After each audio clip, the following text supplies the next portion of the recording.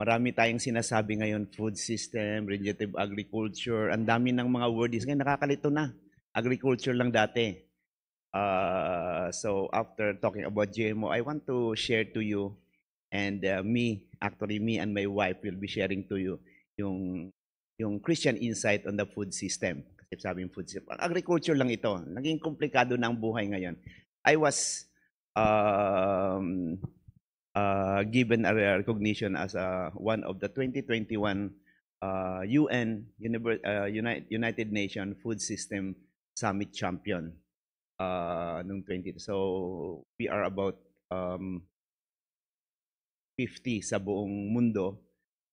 This is because of the COVID. Then parang gusto nilang para mapabilis ang parang i-accelerate natin yung sustainable development goals. So we have this one think tank to develop. So dalawa kaming Pilipino, tatlo kami sa Southeast Asia, just to give you the food system. Parang ang ibig sabihin nito, we have to rethink how we think agriculture, how we think paano natin isipin ang agriculture, paano natin isipin ang food production into a food system, buong sistema. Kasi akala natin agriculture or food ay pagpapatik lang, pagtatanim, pag-aani.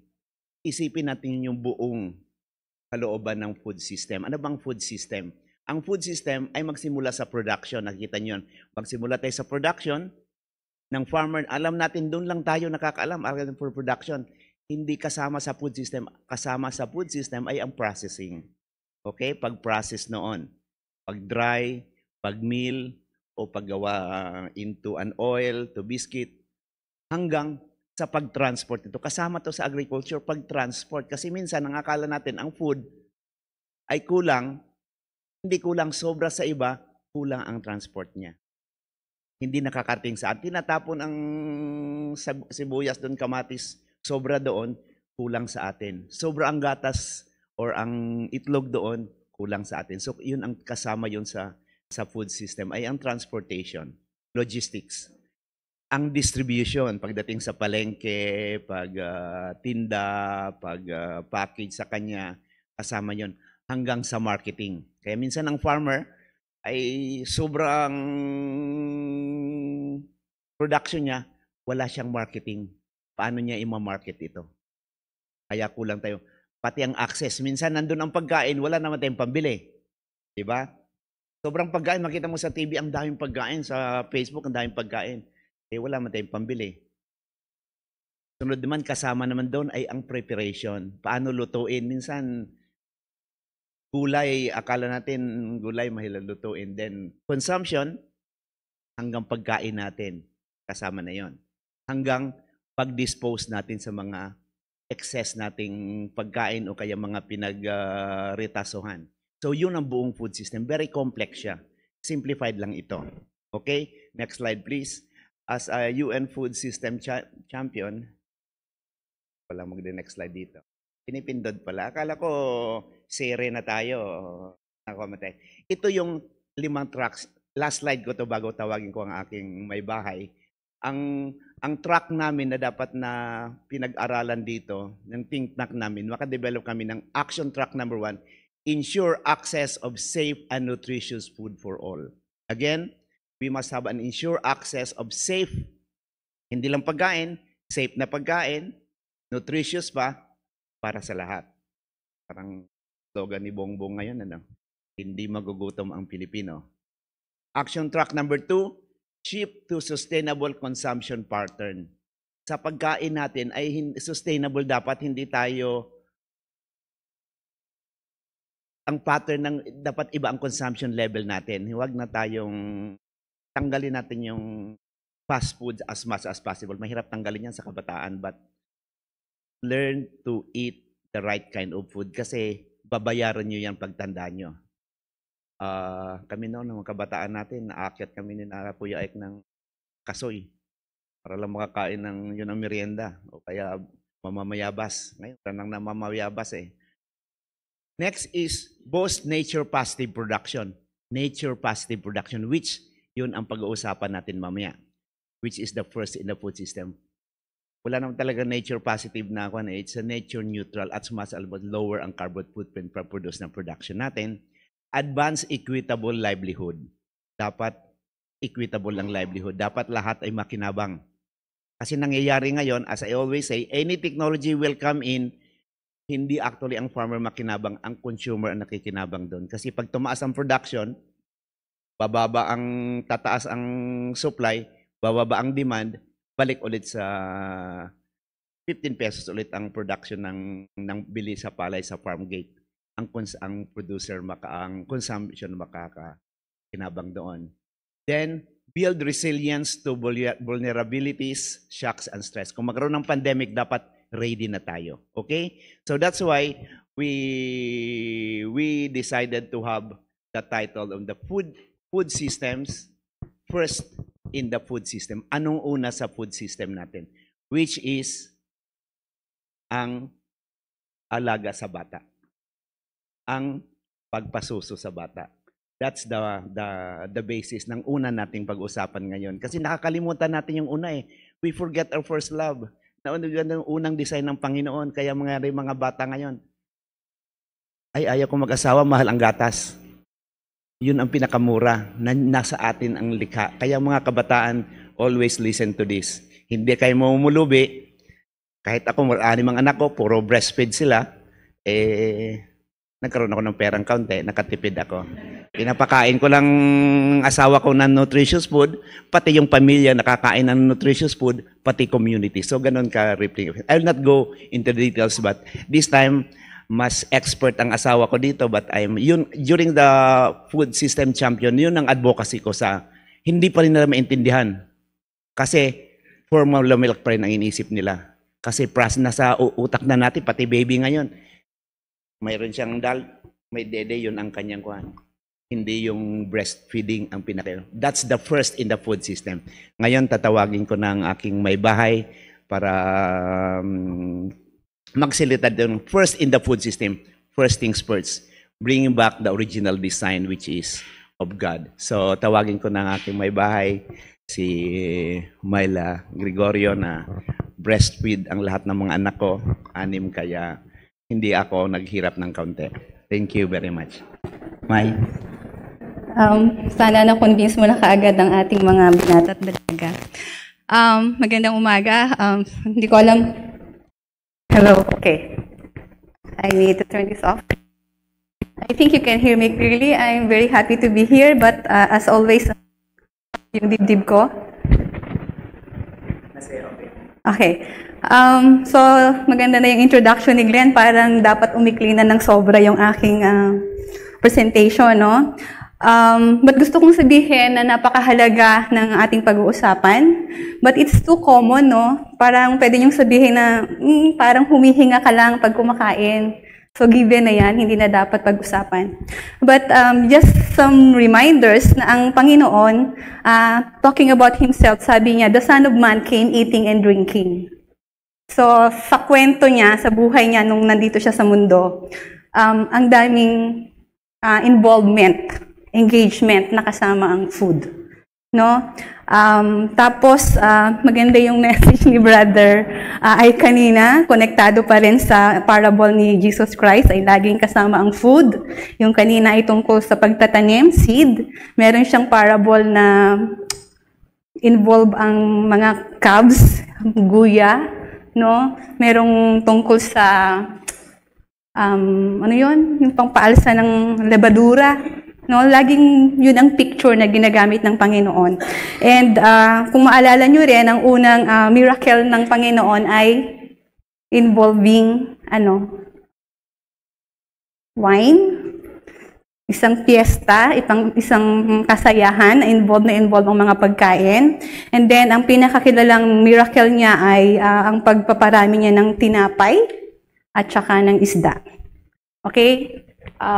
Parang maliit ako, no?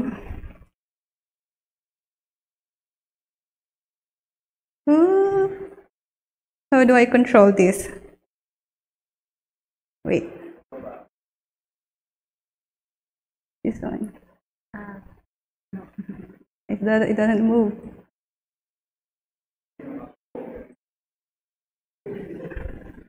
But anyway, naalala nyo rin na si Jesus ay laging kasama sa mga anong tawag dito? Hospitality engagements. So, dadalaw siya sa mga kapatiran at makikikain doon. At kahit sa mga tax collectors ay kasama siyang kumakain. Kaya nga, ang isang kasalanang inaakusa sa ating Panginoon ay siya daw ay glutton, o ang Tagalog doon, matakaw. Ano bang mas malalim na Tagalog sa glutton? Ang mas magandang Tagalog? Masiba, sabi ng teacher Michelle. At saka siya daw ay lasinggero or drunkard, no? So, ang Panginoon mismo ay inaakusahan ng mga kasalanan na involved sa pagkain. At bago siya mamatay, ang isang bilin niya sa mga disciples, sa mga Kristiyano ay alalahanin siya kasama ang bread and wine. So, yun. Okay. Dahil ako ay nasa field ng nutrition, gusto kong to start it properly by defining kung ano ang pagkain. Parang masyado namang basic, nili-define pa ba yan? Pero sabi ng World Health Organization, ang pagkain ay kahit anong substance o pinaghalo-halong natural man yan o process na substance na pag kinain or sa kahit anong paraan ay pumasok sa katawan ng tao, ay magpo-provide yan ng lakas, ng energy, no? Na kailangan natin para sa biological processes. So, hindi lang siya para tayo ay mabuhay. So, kailangan natin ng pagkain para tayo lumaki. So, mas nai-imagine natin to sa mga bata, no? Kailangan nila ng pagkain para sila lumaki at mag-develop na functioning normally as a human being, no? So, nakakakilos, dapat sana nakakapagsalita, nakakapag-isip, no? Hanggang maging adult na siya. And ang World Health Organization ay nire-recognize din na hindi lang doon nagtatapos ang function ng pagkain. Ito ay related sa satisfaction and gratification. So, kakabit siya ng pagkain. Pwede natin at dapat nating ma-enjoy ang ating kinakain. Okay. Sa plano ng Panginoon, siguro I don't have to belabor this, but actually when I was preparing, ini-imagine ko na sana si Pastor soon, magkaroon siya ng kahit maikling series discussing yung pagkain at ano yung tamang relasyon natin sa pagkain, no? Of course, kailangan natin ito sa basic survival, na-mention ko na kanina, and napaka-importante yung quality of life. So again, babalik ako sa mga bata. Example ngayon, may inaalagaan kami sa Latch, kasama ko ang ilang mga kapatiran and si Eloisa, nag-aalaga kami ng malnourished na mga bata. So may pagkain, kulang, may pagkain, hindi enough, yung quality ay hindi pasado, so marami tayong mga malnourished, sobrang bansot ang tawag, kulang sa timbang, kulang sa height, and that translates to pag lumampas siya dun sa tamang window ng paglaki or pagdevelop, dala-dala niya yun habang buhay, no? Of course, nasabi na ng World Health Organization, so we agree with WHO doon, it is for pleasure also. But gusto kong sabihin sa 1 Timothy 6:17, ang sabi dito, as for the rich in this present age, charge them not to be haughty, nor to set their hopes on the uncertainty of riches, but on God who richly provides us with everything to enjoy. Okay. So, in addition dun sa mga functions na nag-agree na tayo with WHO, ang pagkain din ay kakabit ng ating mga personal na relasyon. Naikwento ko na kanina, si Jesus mismo, nakikipag-fellowship siya over food. Dadalaw siya kay ganito, kay ganyan, over food. And siya mismo, ang Diyos mismo natin ay at one point, I think malapit ito sa dagat, isang maagang araw yon, siya mismo ay nagluto at pinakain niya ang mga disipulo. So, hindi lang siya doon sa receiving end, at one point at least ay siya nandoon sa kabilang end na siya ang nag-prepare at nag-offer ng pagkain. And of course, we have to remember na after the resurrection, nung nagpakita siya sa kanyang mga disipulo, ang tanong niya ay, have you something to eat? Okay, so iniisip ko with all these things and many more, siguro talagang kailangan nating tingnan Ano ba ang pagkain sa atin, mga Kristiyano? Ang pagkain is also a cultural expression. So for example, ang Grace Baptist Church, pag anniversary, identified na tayo na ganito ang style natin sa pag-entertain with food. Ang Lumban, for example, ay ganito ang style. Pag lunch fellowship sa church ng GBC, kanya-kanyang dala ng lalagyan. So that's part of culture, no? So yung culture nagbabago. Depende sa pagbabago ng pag-iisip towards all these things. Na-mention ko na din kanina na na-charge si Jesus Christ na siya ay glutton o kaya drunkard. So we have to remember na ang pagkain is also, hindi ko sinabing nagkasala ang Panginoon, no? But ang pagkain is also very closely connected sa kasalanan. And especially in our generation. But hindi yun ang aking topic. So, ang gusto ko lang sabihin ay we see and experience God's goodness as we partake of food. Dapat ganito. Kaya nga tayo ay tinuturuan na tayo ay magdasal, magpasalamat sa Panginoon bago kumain. And in my advocacy, I challenge parents na bago nyo pasusuhin or pagka-attach ni baby, lead the baby in prayer. Maybe the baby, of course, doesn't understand it yet, but tayong mga nanay na nagpapasuso, mga tatay na nagpapasuso, dapat conscious tayo na ang pagkain ito ay binigay ng Panginoon na dapat pasalamatan. Okay? Ang basis ko dito ay Psalm 34 verse 8, which says, "O taste and see that the Lord is good. Blessed is the man who takes refuge in Him." So sa maraming mga salita sa Bible at lalo na ng Panginoon, laging ang analogy ay partaking of food. So when we experience God, ang analogy ay smell and taste Him. Namnamin mo ang Panginoon. In the like manner that we are to take and enjoy our food. So yun ang isang napaka-importanting principle, napaka-simple, but ang tanong siguro ay, do we enjoy God like we enjoy our food? Okay. Nasabi na ni Glenn ang food system. Ang gusto kong itanong ay, dahil ang pinakasimpleng definisyon ng food system ay papaano ba tayo bilang mga mamamayan o populasyon ay kumukuha at nagkukonsumo ng pagkain. So for example, common sa school, siguro alam to ni Teacher Michelle at saka ni Teacher Jenny. Pag tinanong ang batang elementary siguro, grade 1, or ang apo ni Tita Vic, si anong pangalan? Si Shiloh, saan galing ang milk? Common na tanong yan. So pag medyo taga-syudad yan siguro, galing sa SM. So, ganun yung thinking, ganun kasimple ang thinking ng mga bata. Pero siguro kung medyo naturuan at galing siguro sa probinsya, ang sagot niya ay galing sa baka. Okay? So, minsan tayo, ganun din. Napakasimple ng ating idea sa pagkain. At kagaya nung larawan na pinakita ni Glenn kanina, ganito lang siguro kasimple ang food system, no? May magtatanim, ipoproseso, i-distribute, kukunin, kakainin, at ipiprepare finally sa bahay, then merong matatapon. Okay? So, lahat ng bagay dyan ay actually malaking proseso na.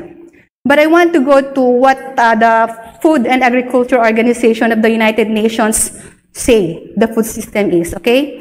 So, ang food systems daw, it encompasses the entire range of actors and their interlinked value-adding activities. So, ina-assume dyan na sa bawat proseso ay nagiging mas mahalaga yung value ng pagkain, tumataas ang value niya.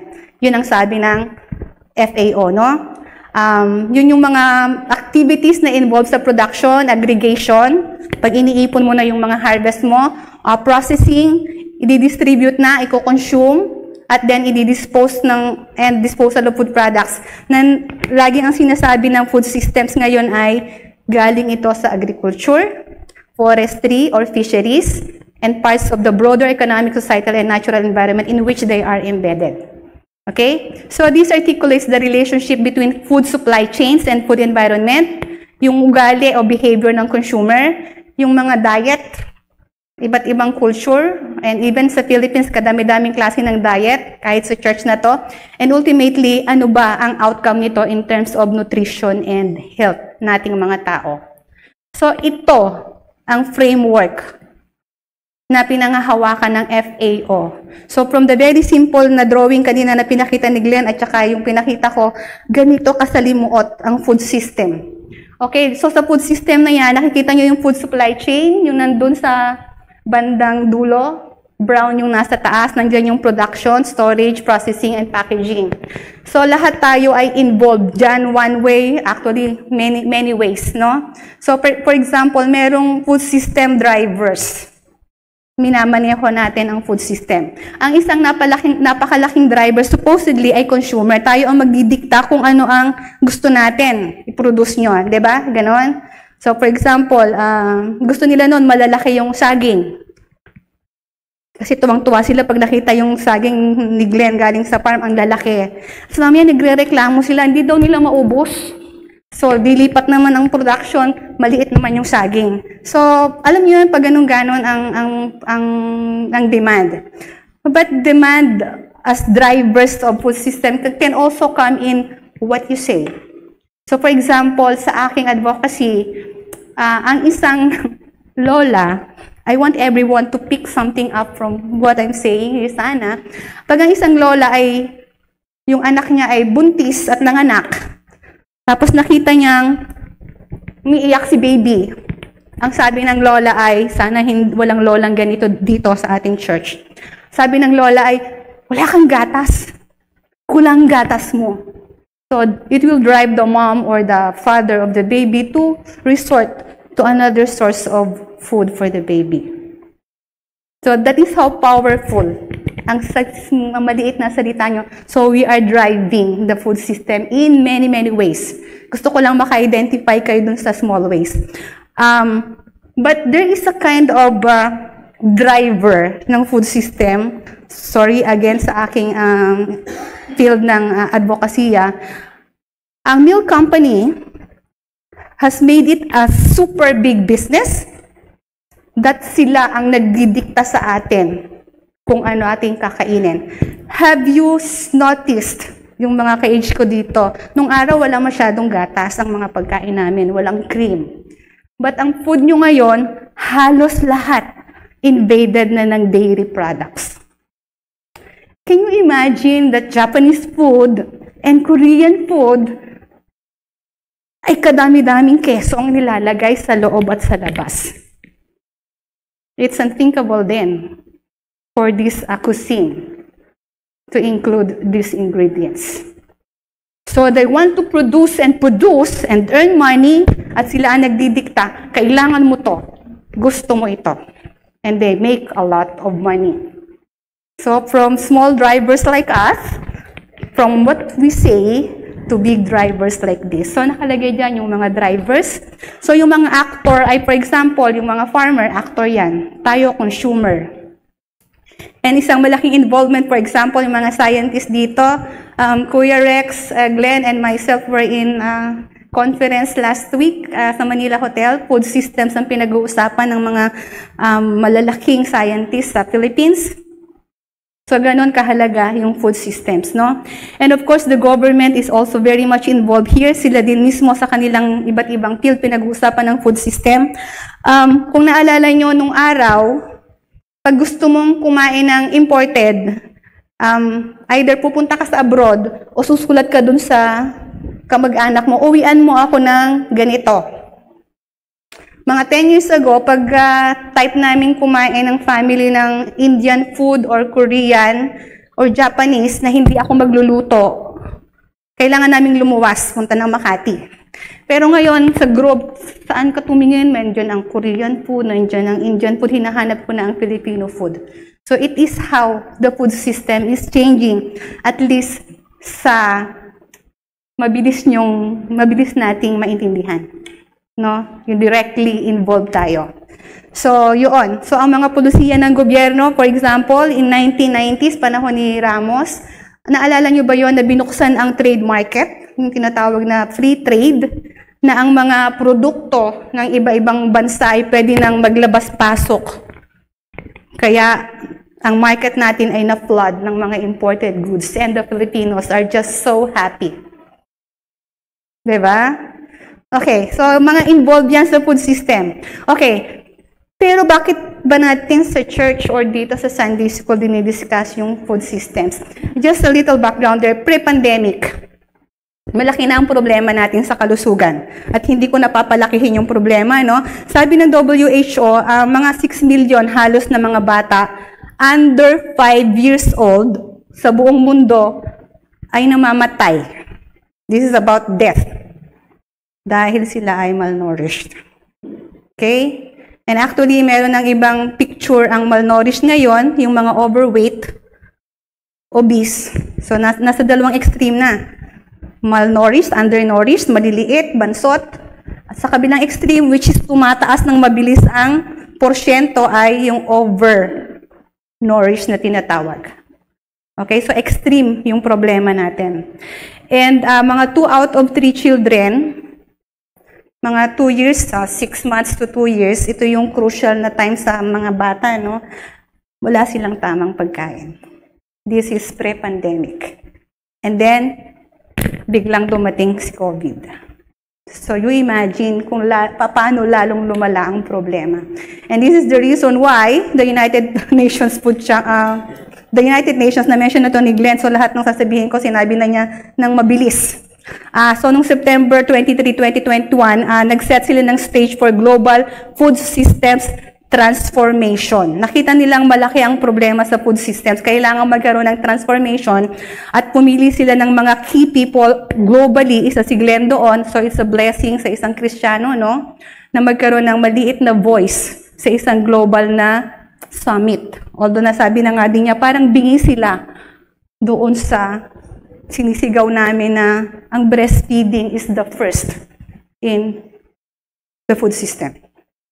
So dito sa UN Food Systems Summit, gusto nating ang lahat ng stakeholders, lahat ng involved sa food. So ibig sabihin lahat tayo, kaya ikaw ay estudyante, bata, parent, teacher, producer, nasa industry, nasa academe, okay, ay may voice sa ano ba ang problema at ano ang dapat natin gawin all together. And of course, we Christians are very much part of this in different capacities. Okay. So we depend on food systems to deliver safe and nutritious diets in countries and communities around the world. But bilang nasa advocacy ng breastfeeding and more than that, bilang Kristiyano, nakikita namin ang malaking butas doon sa food systems na tinulak ng UN. Hindi nila nakikita ang halaga at ang importansya ng first food. And this first food is the simplest. So, dun sa drawing kanina, di ba, producer, processing, transport, distribution, ang dami. Ito, dalawa lang. Producer, diretso na sa consumption. So, the producer is the women. Hindi ko tinataas ng mga babae kasi hindi naggagatas ang mga lalaki. But yun yung design kasi ng Panginoon. Na ang babae, ang nanay, ay siya ang direct na producer ng food sa first food system. And the first food is breast milk.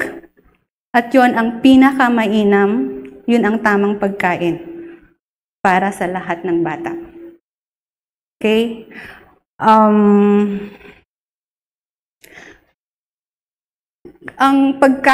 unang pagkain ng bata would have parang hindi mo na maburang impact sa buhay ng bata hanggang siya ay tumanda, kung tatanda siya, hanggang siya ay mamatay. So, it's a very important foundation. Okay? So, for example, meron akong kaibigan, sabi niya, galing siya sa bukid, inalagaan siya ng lola niya, nakahiwalay siya sa nanay niya, hindi siya nakatikim ng gatas ng nanay. So, anong pinakain sa'yo? And she is a very, very, very sickly na babae. She's very young. Okay, so may impact po. Hindi lang yung short term na alam natin, umiiyak, dapat pakainin. Short term yon, nabusog si baby. Pero ano ang epekto noon sa kalusugan niya sa habang buhay? Meron. So, ang research, ang science, ay nagpapakita ng lahat ng bagay na ito. At ako bilang Kristiyano ay nakikita ko na this points to an intelligent design. So there is a designer, and that is our Lord. And when He designed it, kasama yon sa napakabuti at napaka-wise na plano niya para sa atin. And why would we, parang ba't natin iisnabin o hindi natin papahalagahan yung napaka-importanting design ng Panginoon? Okay. Para lang mas maganda yung ating discussion, I'm presenting a few verses dito tungkol sa breastfeeding. At sabi dyan sa Psalms 22 verse 9, "Yet you are He who took me from the womb." So ang ibig sabihin, kahit yung buhay ng bata, ng sanggol mula sa sinapupunan ay galing sa Diyos. And not only that, ang sabi niya ay, "You made me trust you at my mother's breast." So ang unang what is trust? Tiwala, kapanatagan ng isang tao sa kanyang pagkabata ay sa sinapupunan ng kanyang nanay. And maraming larawang ginamit ang Panginoon na ang relasyon ng niya Diyos sa ating mga tao, sa kanyang mga anak, ay kagaya ng relasyon ng ina sa kanyang anak while the baby is sucking sa kanyang dibdib. So, gano'n ang intimacy. Gano'n ka-holistic. Kasi, nung araw ang alam lang natin, ang breastfeeding is about food.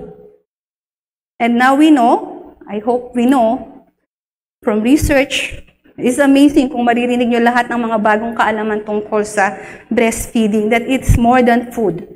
Ang mental health na napakalaking problema natin ngayon can be also traced. Not 100% ha, meron siyang contribution sa mental health ng ating populasyon. Okay? Yung ang dami-daming problema ngayon, naririnig nyo ba yung mga bata? Maliit pa kay Chilo, may diabetes na. It's happening because it's connected to the first food. Okay? So, pag pala hindi natin nasundan yung disenyo ng Panginoon, merong hindi magagandang consequences. And now, even scientists are recognizing this from mga evidence-based to, no? Hindi lang to galing sa akin. Okay. More breastfeeding in the Bible. I like this verse, Isaiah 49 verse 15. Sabi ng Panginoon ay, "Can a woman forget her nursing child?" Ako siguro, pag ulyanin na ako, nakakalimutan ko yung aking 6 na anak. Huwag naman sana. No? That she should have no compassion on the son of her womb. Even this may forget, yet I will not forget you. So, God Himself honors. Grabe ang connection, ang relasyon ng sanggol sa kanyang ina through breastfeeding, at yun ang analogy niya sa relasyon niya sa atin. And pangatlo, medyo mahaba ito, okay lang bang basahin ko?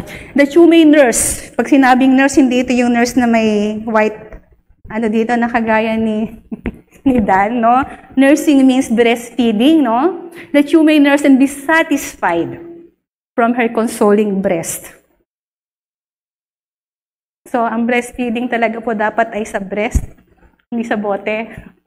That you may drink deeply with delight from her glorious abundance. For thus says the Lord, "Behold, I will extend peace to her like a river." So, ito yung ibang mga blessing ng breastfeeding, no? "And the glory of the nations like an overflowing stream. And you shall nurse, and you shall be carried upon her hip." Meron akong model dito. Nawala yung hihiramin kong baby kasi. Because ang totoong breastfeeding, premature po itong baby ko. And the more na dapat laging kadikit ng nanay, dapat ay wala siyang damit sa harapan. Dapat yung nanay, bukas ang dibdib. At ako ang incubator ni baby. So, dapat laging magkadikit. And magsisegue na ako, no? Yung thinking natin noon, dapat si baby ilapag. Kasi ma-spoil yan. Iyakin. I-train nyo na pagkadede, baba. It's very wrong po. So, 9 months nating inalagaan si baby kung hindi premature kagaya nito. At paglabas niya, hindi po natin basta-basta iiwan. So nakakaawa po ang mga baby sa NICU. Nag-iisa. So parang very abrupt yung change. So ang design po ay gradual ang paghiwalay kay baby. Yung ready na siyang iwanan ka. Ang tawag doon ay self-winning. Di ba, Shiloh? Minsan yung nanay ang hindi makawin, pero yung baby ay ready na. That is how intimate God intended the relationship of moms and babies, not only physiologically, pero lahat na ng aspect ng kanyang development and growth. Okay? So yan, dapat laging kalong. Bounce upon her knees. Ginagawa to ng asawa ko, pero ako I do this also, no? And one whom his mother comforts, so I will comfort you. So, ang sarap isipin kung paano ang relasyon natin sa Diyos ay kagaya ng breastfeeding. Okay, but for practical reasons, again, breastfeeding gives all the children the healthiest start to life. No? Providing for breastfeeding according to recommendations, meron pong rekomendasyon na dapat ay alam nating lahat kasi nakaka-apekto po yung ating mga comment sa ibang tao. Minsan kahit yung tingin lang natin, parang sa restaurant, ba't nandito to? Ba't to nagpapasuso dito? Yung mga ganong reaction, no? So, nakaka-apekto po yun sa kanilang success or failure. But kung susundin natin ang recommendation, which I'm gonna discuss in a while, it reduces infant morbidity and mortality. So, yung pagkakasakit at saka yung pagkamatay. Na actually, this eats a lot of our budget, no? Sa pamilya at saka sa ating kabanbayan. We spend a lot of money doing feeding programs. Napakalaking pondo po. But kung malulusog po ang ating mga bata, ang ating mga anak, this money could be used sa iba pang mga programa na mas tutulak ng pagunlad ng ating bayan.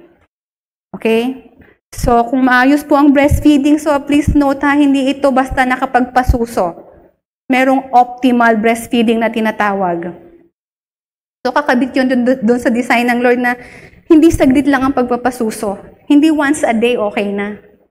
So, mahaba yung relasyon dahil doon nagpo-progress ang bata. And hindi lang yon yung mga tatay dito na sabi na ni Glenn, kasi may kaibigan kaming Kristiyano noon, nauna siyang nagka-baby, tapos nagkukwento sa amin, sabi niya, naku, pag nagkaanak kayo, ang gastos-gastos. 1,000, 1 linggo. He's a very good Christian. We love him so much. But sa puso ko, nagtulak yun para ang puso ko ay mag-pray. Nasabi ko, Lord, pag may anak na kami, sana iba yung salitang lalabas sa asawa ko. Hindi ganon. And sinagot ng Panginoon yon at hindi namin alam na para pala sa kanyang glory, gagamitin niya ako in my humble ministry para magturo at ipakilala ang Diyos na nasa likod ng breastfeeding. Okay. Ito po yung optimal breastfeeding na tinatawag. Ang bata dapat ay within an hour, pagkalabas niya sa kanyang nanay, mailagay sa suso. So, marami siguro sa amin, nung pinanganak kami, tinakbo kami agad sa NICU. Kasi, i-check si baby, papaliguan, etc., etc. Hindi na po yun dapat basta-basta ginagawa unless medically necessary. No? And actually, tinutulak namin na kung ang bata ay nasa NICU, puntahan mo ng puntahan, nanay or tatay. Dapat hawak nyo si baby kung pwede. So there is also so much to change in the system na mag-fit in dun sa sinasabi nating maayos na food system. No? So kasama po ito dun sa food system. So ang rekomendasyon ng WHO, within an hour, pagkapanganak, dapat maidikit na si baby sa nanay na tawag ng mga anak ko, hubadi. Walang damit dito sa itaas at sa harapan. Magkadikit yung balat. So, kung ganito kami ni baby, hubad siya dito, ako may damit, hindi ito skin to skin. Hindi ito maganda, no? So, dapat kami parehong walang damit sa harapan. And dapat ay hindi sila pinaghihiwalay unnecessarily. Yung tinatawag na rooming in, magkasama sa kwarto. Hindi magkasama sa kwarto pero si baby nasa bassinet. So, yun yung mga binabayaran natin sa ospital. Yung kwarto ay malaki, may bassinet. Iisod si baby doon para si nanay ay makapahinga. No. Makakapahinga ang nanay ng maayos kung siya ay supported, pero kadikit niya ang kanyang sanggol. So, sana yung mga lola dito and hoping and praying to be lolo-lola soon, may ma-pick up din kayo, no? Kasi minsan yung ating dating thinking kung paano ang magkaroon ng bagong sanggol, tutulungan ni lola, ako ang magkakalong dyan. Wag po. Kayo po ang maglaban ng diaper at kayo ang magluto. Pero pagdikitin nyo ang inyong anak at saka ang inyong apo. Okay? So, ganun dapat laging magkadikit ang magnanay para tuloy-tuloy ang breastfeeding. Kasi pag hindi po, parang may estrangement na nangyayari. Tapos, ipapasusuin si baby, iiyak. Sabihin nila, ay, naiyak sa'yo. Ayaw sa akin. Ay, kulang gatas mo. So, parang lumayo na ng lumayo yung mag-ina, no? So, dapat sa simula pa lang magkadikit at walang ibang pagkain ang sanggol. Tinatawag itong exclusive breastfeeding sa first 6 months. Wala pong tubig.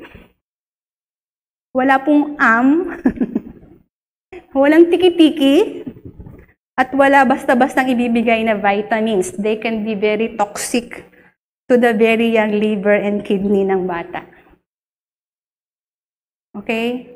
Because ang design ng Lord ay napakagaling. Ang gatas ng nanay Eloisa ay akmang-akma para sa kanyang anak na si Shiloh.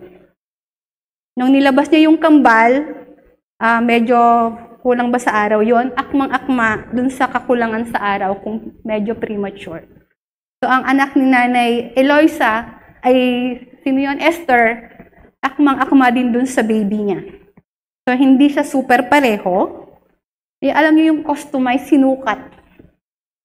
Pero yung formulang nabibili natin, lalo na noon, one formulation fits all. Tapos, nung lumabas na sa mga research ang ganitong kaalaman tungkol sa breast milk, biglang kinopya. Meron ng pang hanggang 6 months. Meron pang 2 years. But my breast milk, I'm talking about women, my breast milk can change from hour to hour. Pag gabi na, medyo nag-iiba ang composition. Papatulugin ng gatas ko ng mas mahimbing si baby. Okay? Pag may sakit si baby, mas tumataas ang antibodies. So, ganun kagaling ang disenyo ng Panginoon. Ano pa ang kailangan natin? Hindi pa ba tayo magtitiwala sa design ng Panginoon? Natutuwa ako dun sa tango ng tango dyan na sana i-bless kayo ng Lord at magamit nyo ito. And then, finally, tuloy-tuloy pa din po ang breastfeeding after 6 months up to 2 years and beyond. Pag po naka 6 months na siya, pwede nang kumain si baby, and we recommend na hindi po yung mamahaling processed food na nakabote, naka-plastic, naka-foil pack. Yun pong local, fresh. Ano pa? Ang ibibigay nating pagkain. Tayo na yung mag-process, imamash natin ng konti. No? And ito po ang tinututukan ng milk company ngayon. Gagamitin nila ang magagandang artista, mga celebrity, para i-endorse ang kanilang grow up and follow on formula. Ang kukunin nila at babayaran nila ng milyon-milyon ay mga likes of, sino yung mga artistang yon? Marian Rivera, because she breastfed. Pero, magpo-promote na siya ng follow on formula. So, yung mga followers, ay, nag-breastfeed naman siya, pero gumamit din siya. So, mag-i-introduce na po ng formula after 6 months or after 1 year. Hindi po yon kailangan. Okay? Tayo lang daw ang species ng mammal na talaga naghahanap ng gatas outside dun sa sariling species. But science is showing na species-specific ang breast milk. So, yung gatas ng pusa namin, sa pusa na lang. Yung sa tao na lang. And so, I would want to quickly mention na ang latch po, yung grupo na kinakabilangan namin ni Eloisa, ay merong proyekto na Human Milk Bank. So humihingi kami ng donasyon ng human milk para kung talagang emergency, pwede tayong mag-donate ng human milk. But before giving donation ng human milk, we teach the family. Parang si Tita Vic, nung panahon nila Kambal, iyan si Eloisa, kasama po siya sa natuturuan namin paano ba ang breastfeeding. No? So natutunan nila, for example, na pagkambal ang anak mo, sabayin mong pasusuhin, hindi isa-isa. And there are many techniques, no? Okay, so ibig sabihin po, posible. You just need to be convinced and trust God's design and probably get the right help. Okay, so dito po pinapakita yung life stages. Huwag niyo nang gawing issue kung sinong nauna dyan. Yung itlog tsaka manok. So, yung nanay, mabubuntis, at yan na po yung progression. So, kailangan po na masuportahan ang baby. Sabi ng WHO, 2 years and beyond. Sinong gusto mag-volunteer, sabihin kung hanggang saan kaya yung beyond? Baka bigyan kayo ni Glenn ng premyo pag tumama ang sagot nyo. Anyone? Mga nakangiting magagandang babae dito. Regine, hanggang kailan kaya pwede or dapat magpasuso? 7, alam niya, marunong na siya. Pwede ka nang tumulong sa iba. Okay, so sa research po sinasuggest na pwede pala nating balikan. Yung kinagis na natin, abutan ba ninyo yun? Yung may mga kaklase tayo na dede pa habang pumapasok sa school. Tapos pinagtatawa na natin. Ay, laki-laki na dumidede. Mukhang tama po pala yun. So ang winning po ay dictated nung bata. At wag natin siyang pilitin by putting luya and ampalaya. Ako naman mabait-bait kasi hindi ko pa po alam, nilagyan ko ng food color, nakakaawa si Mikaya. Natatakot siya't kulay pula.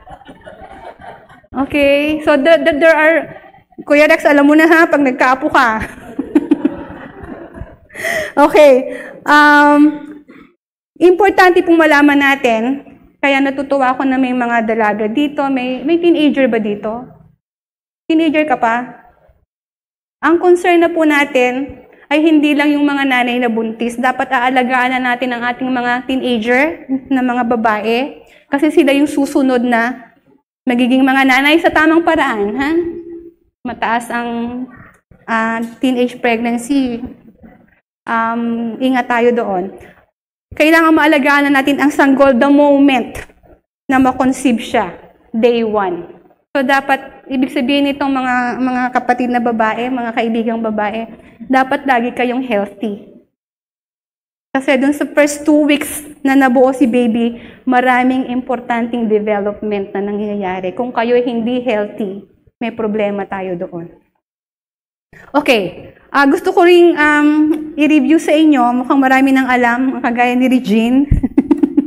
Meron tayong mga batas na dapat aware tayo. So yung pinakahuling batas na naipasa ay ang first 1,000 days bill. Ito ay tinatawag din na Kalusugan at Nutrisyon ng Magnanay Act or Republic Act 11148. Dito, nire-recognize yung 1,000 days na nauuna sa buhay ni baby. Kasama yun doon yung pagbubuntis.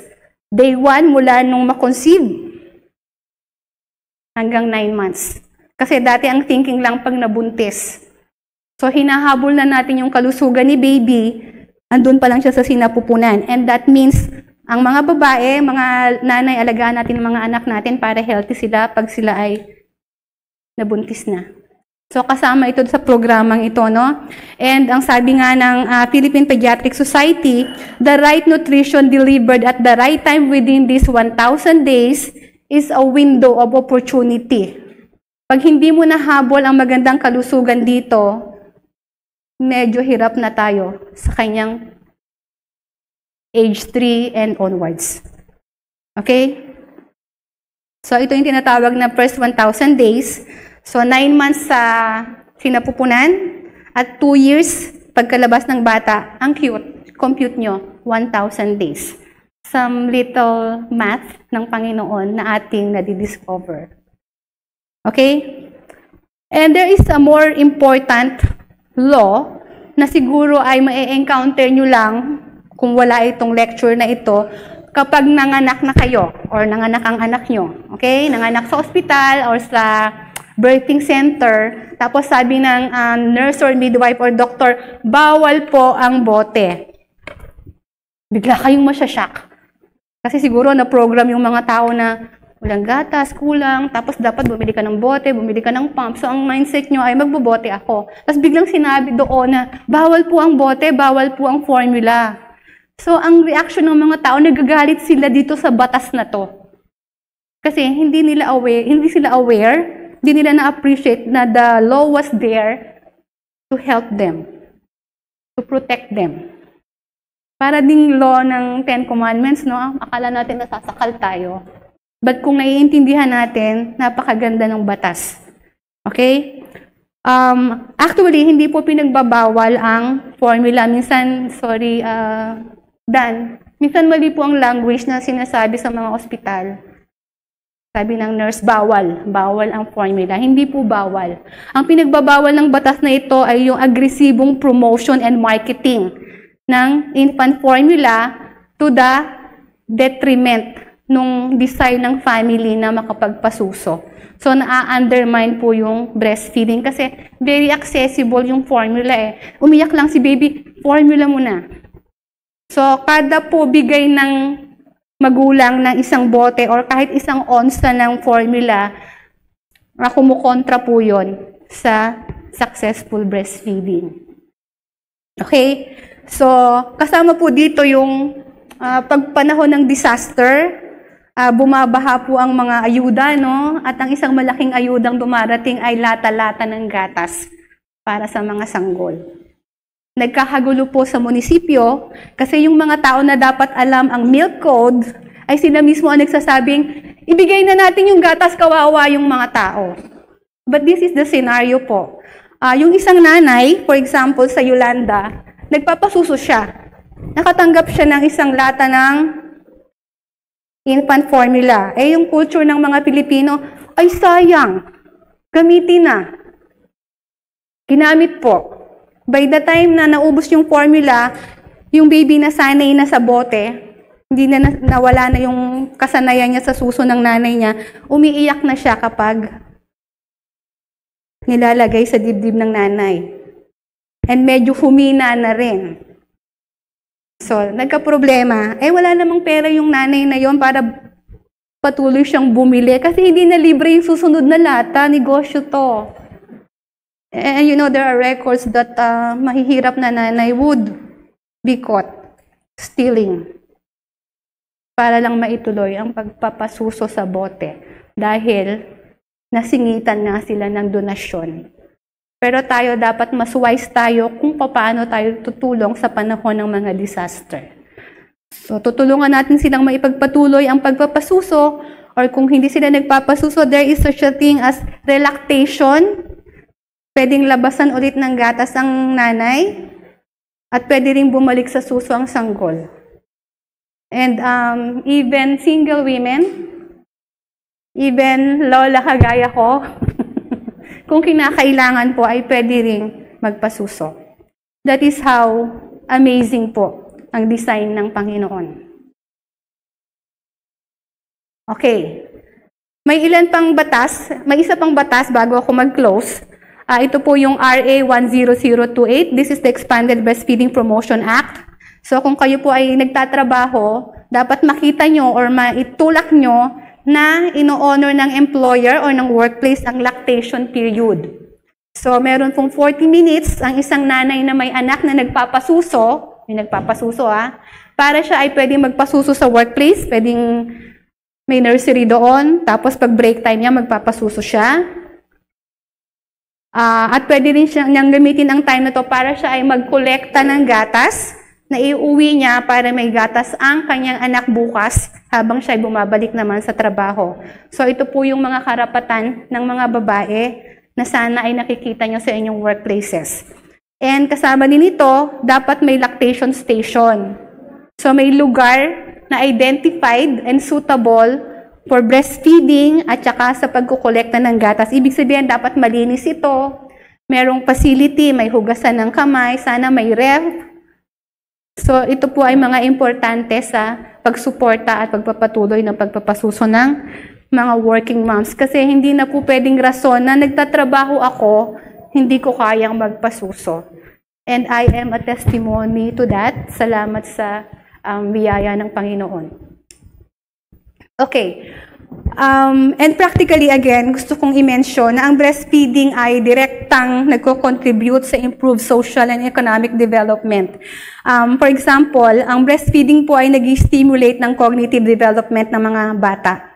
And this results to improved intelligence, education attainment, at saka income. Ultimately translating at a national level to greater economic productivity. Kahit sa workplaces, I don't know kung experience to ni Ate Jean, maraming nanay, tatay absent kasi sakitin ang kanilang mga anak and it's connected to not breastfeeding. Mangungutang. And pag susuma-sumahin mo actually, yun palang sinusweldo ng isang working nanay ay kulang pa dahil sa laki ng gastos sa mga gamot, hospitalization, etc. dahil hindi siya nakapagpasuso. So, nandun po yung economics, no? And na-mention ko na kanina, ang mga tatay po at mga future tatay, alagaan niyo ang inyong mga asawa by encouraging them to breastfeed optimally because this is protection ng Panginoon against ano pang pinaka-problema ng mga babae sa sakit? Breast cancer, ovarian cancer, and again, the non-communicable diseases. Hypertension, sakit sa puso, diabetes. Ang laki-laki pong pera ang nauubos natin dito. Pero kung optimal breastfeeding tayo, malaking alwan na po yun. Okay? I don't promise na hindi magkakasakit, no? But bumababa po yung chance at saka yung risk. Okay? And finally, supporting breastfeeding and recognizing breast milk as an optimal element of the first food system also has benefits for society through its contribution to reducing climate change. Okay? Pag masyadong komplikado yung preparasyon ng pagkain, ng gatas, for example, alam nyo ba ang formula milk ay hindi pinoprocess sa Philippines? Galing to sa ibang bansa.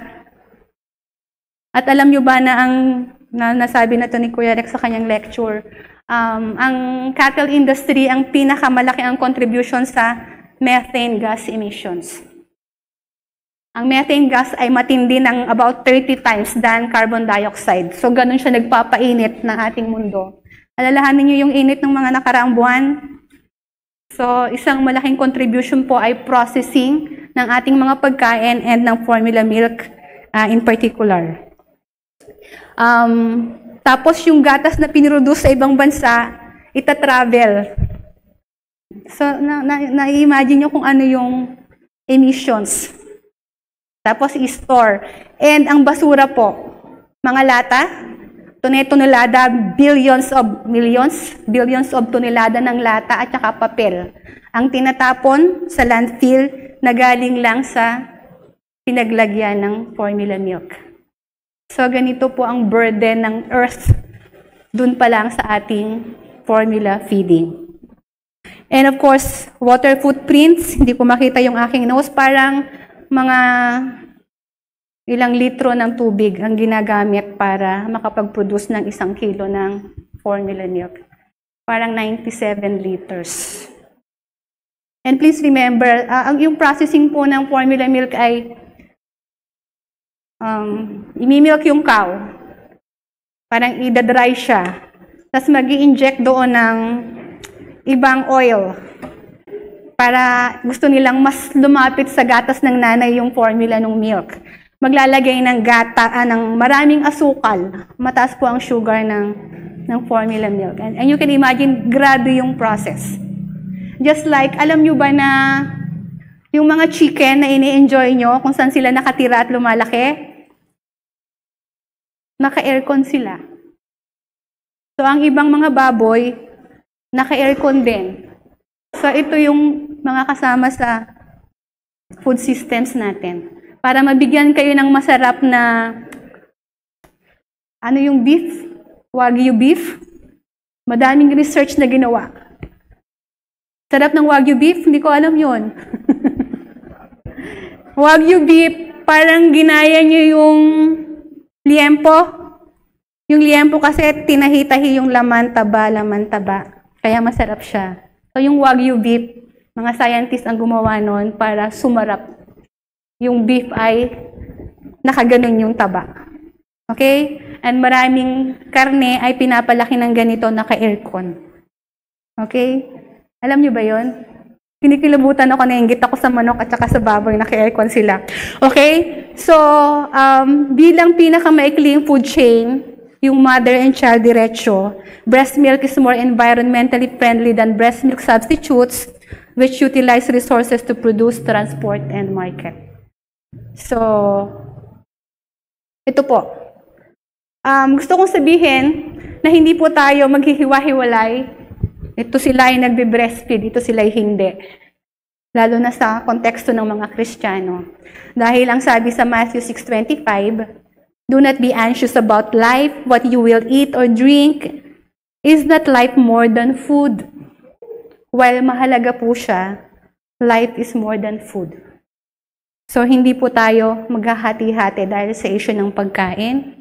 Paano isi-serve ang pagkain? Ano ang isi-serve sa lunch? Magpapasuso ba o hindi? So, let us all be, in our small way, food systems champion. Hindi lang pala pwedeng si Glenn ang food champion. Even as we advocate for breastfeeding, as we realize that through it, we honor God's intelligent design and we practice good stewardship of our body and of the earth. So, hindi na lang ito tungkol sa katawan natin, kalusugan ng katawan, kalusugan ng ating mundo. And dapat conscious tayo na ginagawa natin ito for the service and glory of our God. Thank you so much. Maraming salamat. Minom ka muna para bago magpadede. Alala ko yan si Myla pag uwi galing sa trabaho, papainumin ko na bago magpapadede. Kaya alala ko pa yun. Okay, so isang kwan pa lang yon. So I hope you will appreciate the first in the food system bago ko ikwento sa inyo as an academician or as a researcher, as a scientist, the complex things. Yun pala ay simple lang.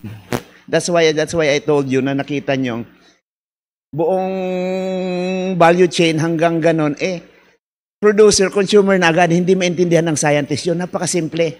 Gusto nila komplikado para cool. Di ba? So may mga design na po yun, napakasimple pala. Parang basic. Kwentuhan lang nga kami kanina. Na minsan kakain ka na ng papaya, lalagyan mo pa ng whipped cream yan, may chocolate pang ganon, bagong lagyan mo pa ng cherry para kainin mo. Pwede naman pagkabukas kakainin mo lang, saging ilalaga mo lang, kakainin mo na.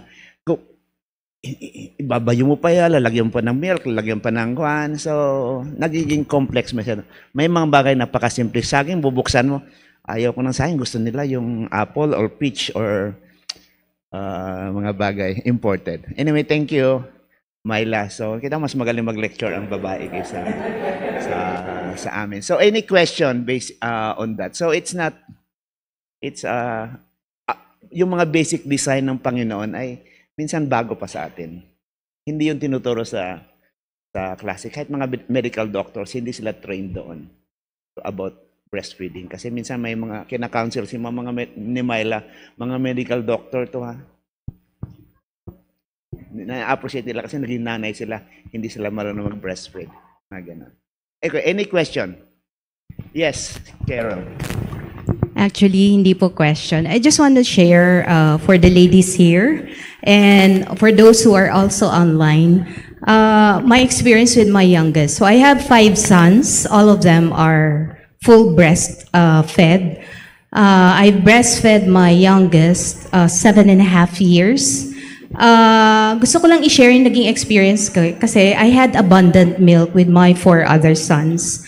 But Joshua was premature and hindi ako nagkaroon ng maraming milk as I thought I should be. And I came to a point that I was a little bit frustrated because I don't have much milk. It was only when his Pedja told me that I should not be frustrated because God made the body so amazing that it will produce milk that will be suitable at the stage. And that time, Joshua's digestive system and gastrointestinal system wasn't developed yet. Like isang drop lang ng milk, it bleeds inside. So, what I'm saying is that let us not be impatient. Huwag tayong tumingin sa iba because God is so amazing that He will produce the right milk that will be necessary for what our children will need at that particular time. Just like what Myla said, it changes even in an hour because God made it in a way na eksakto yung nutrients, eksakto yung kakailanganin ng mga anak natin at that specific time. The production will depend on that. So, I was so amazed. I was informed by Hispedia about how amazing God made the production of the breast milk. And it's also dependent on the demands of our children. So, kung magkaanak kayo, huwag kayong mainip. There's always milk. You will think there's no milk, but there's always milk, even for yung mga sinasabi nilang inverted nipple. God always produces something. So, yun lang po. Yep. Thank you. Bihirang nagkaroon ng pedia ang ganun. So, dapat makilala natin. Kasi kalamihan ng mga pedia ay back to formula. Kahit yung mga, kunwari, advocate talaga ng breastfeeding. Pero, automatic talagang mindset nila sa ganun. Sana makilala natin yung pedia niya. May sabihin ka? Siguro, if I may ask yung iba na may experience, how did you experience God? Doon sa breastfeeding journey nyo, baka gusto nyo mag-share, or kahit hindi nyo directly na-experience, nakita nyo lang sa iba.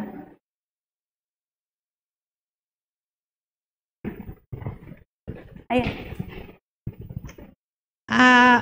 Hindi pa kami Kristiyano noon nung mga maliliit pa yung mga anak ko. Pero una akong na-amazed sa Panginoon nung nagpa-breastfeed ako. Kasi nagulat ako na hindi mo na pala kailangang iinit yung gatas. Tapos itetest mo dito sa kamay mo kasi tamang-tama lang yung temperature niya, body temperature ng nanay. Tapos hindi siya kakabagan kasi yung hangin ng chupon hindi mangyayari yon. Tapos ano pa ba? Na-amaze din ako kasi nararamdaman pala ng nanay, totoo pala yon yung sinasabi nila, ay, nagugutom na yung anak ko. Kasi, syempre yung dibdib ng nanay, mapupuno siya ng gatas. Pag oras na ng pagpapasuso ng isang ina, mapupuno siya, bibigat siya, uncomfortable ka, tapos yung anak mo, hindi din komportable kasi gutom na. Ngayon, pag pinabreastfeed mo siya, giginhawa ka, yung anak mo din mabubusog. So sabi ko, ang galing-galing naman ng design ng Diyos. Doon ako unang na-amaze talaga na kaya lang hindi kami ganoon ka-educated. Kami yung batch namin, yung sa Pro-Meal Kid, di ba? Yung ganoon. The gifted child, yung ganyan. So parang feeling ko kumonti na din yung gatas ko. Hindi ako masyadong, yun ang pinagsisisihan ko na hindi ko siya tinuloy. At tumingin ako sa Pro-Meal. Yun lang. Ang batang may laban. Pwede sa commercial, ang batang may laban. Bawi na lang sa magiging apo. So yun yung isang gusto natin, no? Sana mas equip tayo. Pero marami pa rin dapat ipagpasalamat dun sa sarili nating experience. Meron ba? Oh, yung sinasabi dito na law na yung 1,000 days, 9 months is actually before the child was born. Ano ang preparation ng ginagawa ng mother para magkaroon siya ng good and effective na milk para i-feed na meron bang, sana maging isa to sa mga lecture din in future na hindi lang yung breastfeeding, which is when the child was already born, kung hindi even before that, on the 9 months, na ano ang preparation na ginagawa ng mother to get her ready to breastfeed her child once the child gets out of Isang Sunday school yun. Okay, Mike, go ahead. Ang napakasimple po nung sagot doon, pero medyo mahirap, no? Kailangan lang nating maging healthy. At saka yung sinabi ko kanina, na pag nalaman kasing buntis, normally 2 months na yan. So, doon sa 2 months po na hindi mo alam na buntis ka, grabe yung cell division and everything na nangyayari. Doon po yung pinaka-crucial. So, ang challenge talaga ay kayong mga hindi buntis ngayon na pwedeng magbuntis, ibig sabihin mga may asawa at mga dalaga, maging healthy na kayo ngayon. And being healthy is not just about food. Although napaka-importante ng food. Yung mga sakit ng mga babae ngayon, hindi yan masyadong alam nung unang panahon. No? It's connected with the food. And of course, yung lifestyle po. Sobra tayo magpuyat, kulang tayo sa araw, kasi ang value natin, dapat tayo maputi, ayaw ng maaarawan. That is very important sa health po, araw and exercise. So those, napakasimpleng advice po, no? Pero transformation po yung kailangan sa food system at saka sa lifestyle. So sana in a little way lang din, tayo ay maging challenge, pero sa isa't isa, but hindi ito gospel, no?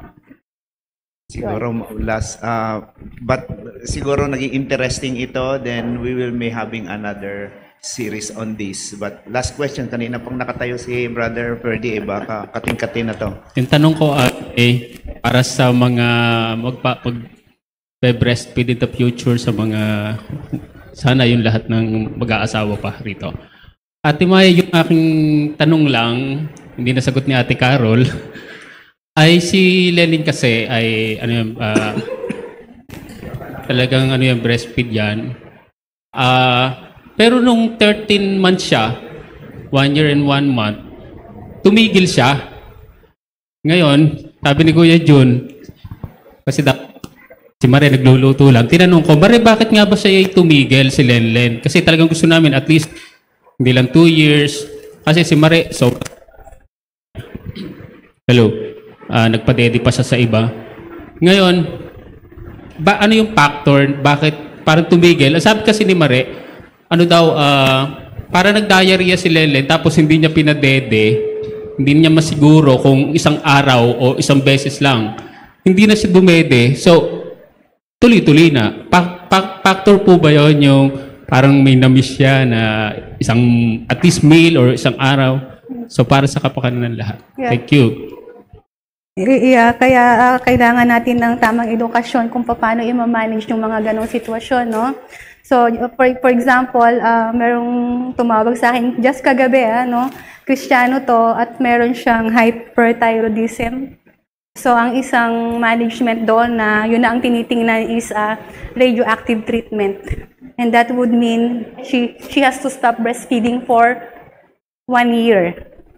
At dapat hindi mapadikit yung anak niya ng at least 1 week. Kasi nandun pa yung malakas yung radioactivity. So, nagbigay ako ng counsel sa kanya. But of course, ni-refer ko na siya sa doktor kasi medical issue na yon. No? So, may maraming ganyan, but the 1 year is very, very good. No? So, yung mga guidelines na yun is guidelines yon. So, iba-iba pa rin ang bawat bata. Merong bata na mas kailangan niya ng mas mahaba. May bata na magwiwi na siya ng mas maaga. But you have established already a good relationship and a very good health ng bata na kailangan niya for life. Last po. May last From question online, from the Albaladejos po.